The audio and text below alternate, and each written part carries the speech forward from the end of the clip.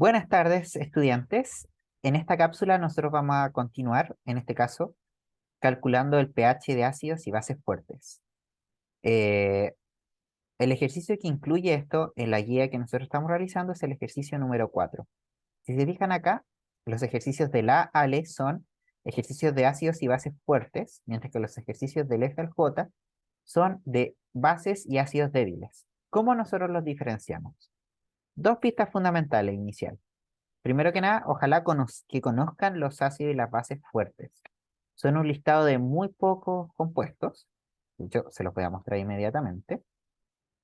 Acá ustedes pueden ver, ¿cierto? Que los ácidos fuertes son el ácido clorhídrico, el ácido bromhídrico, el ácido iodídrico, el ácido nítrico, el ácido perclórico y el ácido sulfúrico. Son solo 6.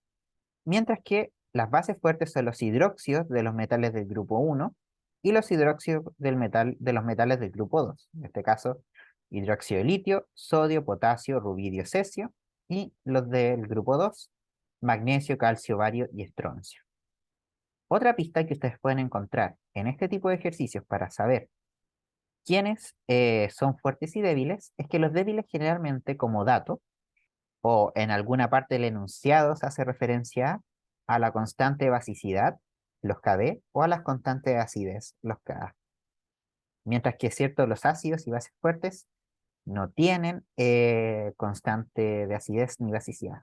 En realidad, sí poseen un valor de esas constantes, pero son muy altos. Son tan altos que nosotros consideramos que la disociación de estas sustancias cuando se disuelven en agua es completa.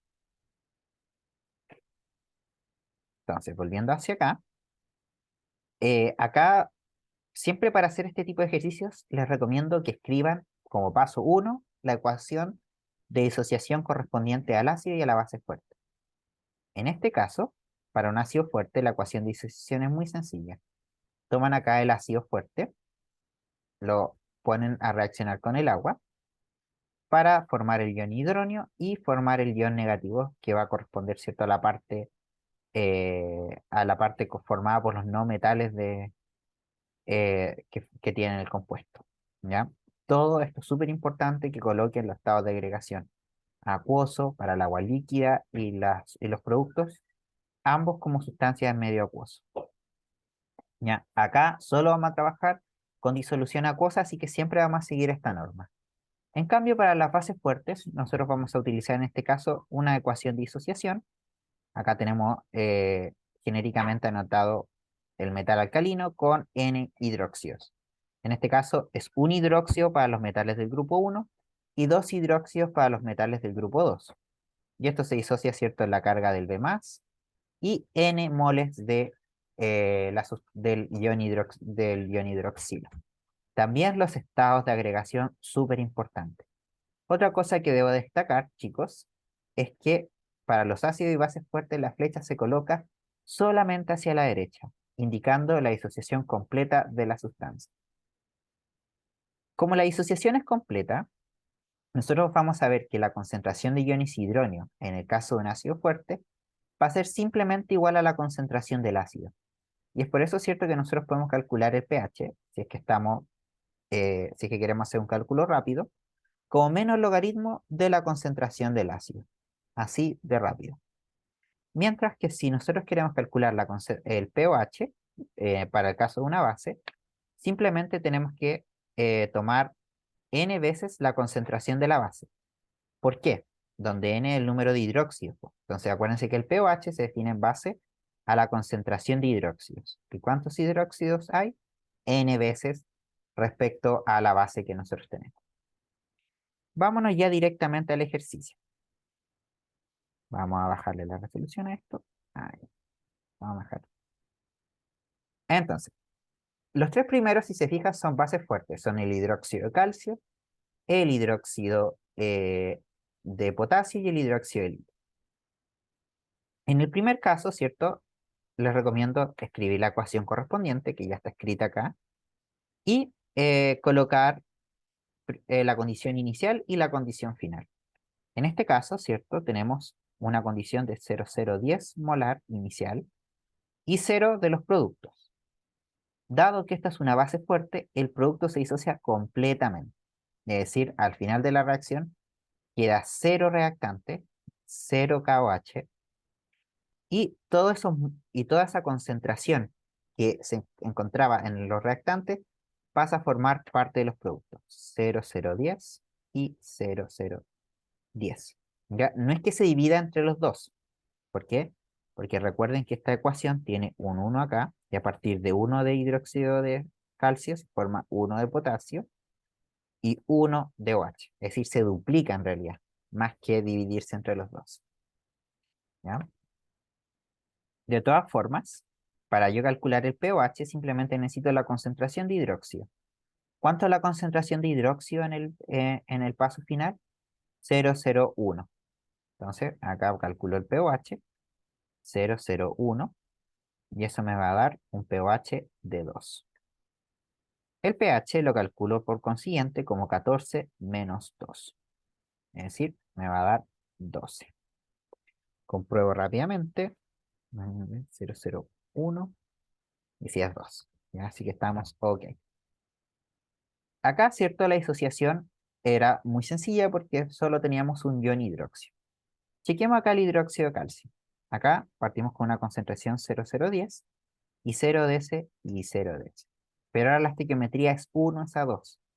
Por lo tanto, cuando desaparezcan totalmente esos 0,010 molar, esto se va a transformar en 0,010 molar de calcio.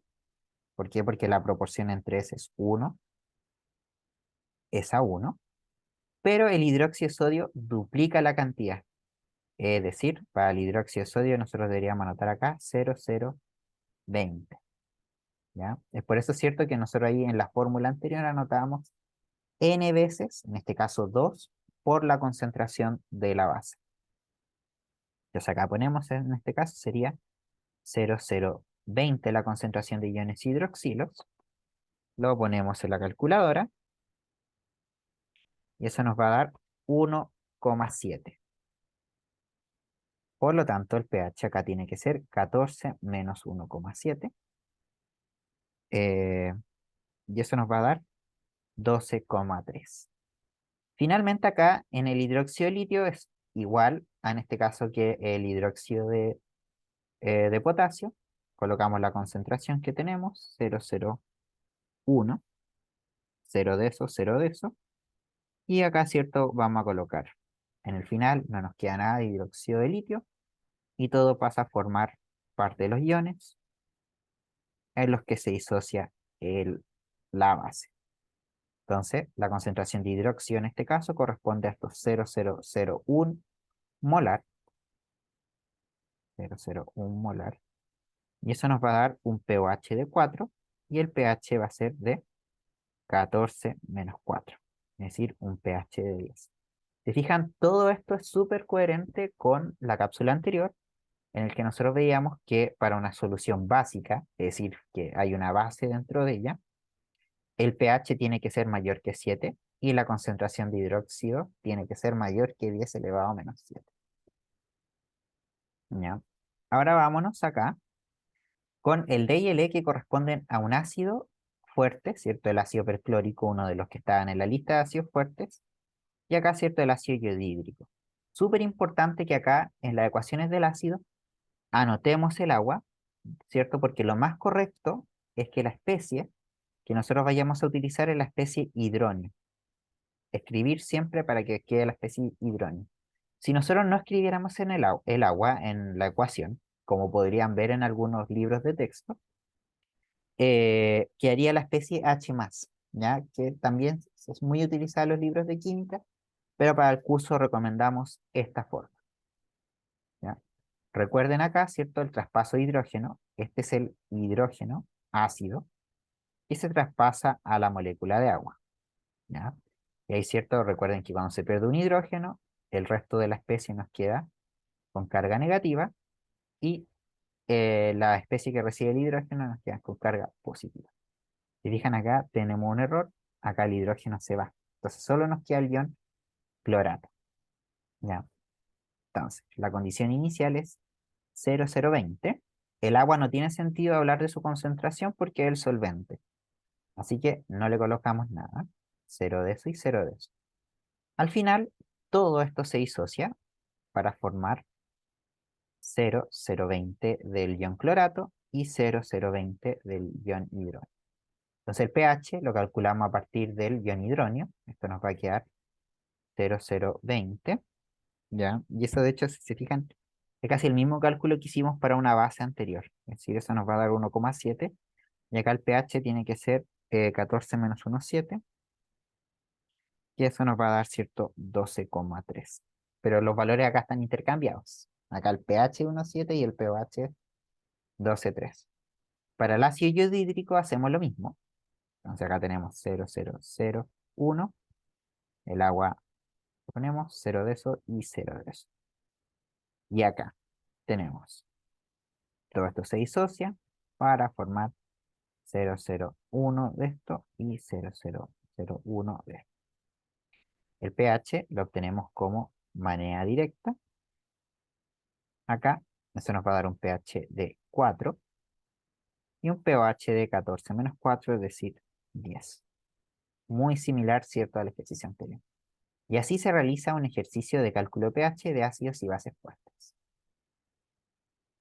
En la próxima cápsula les voy a enseñar cómo calcular el pH de un ácido fuerte, o sea, de un ácido débil y de una base débil.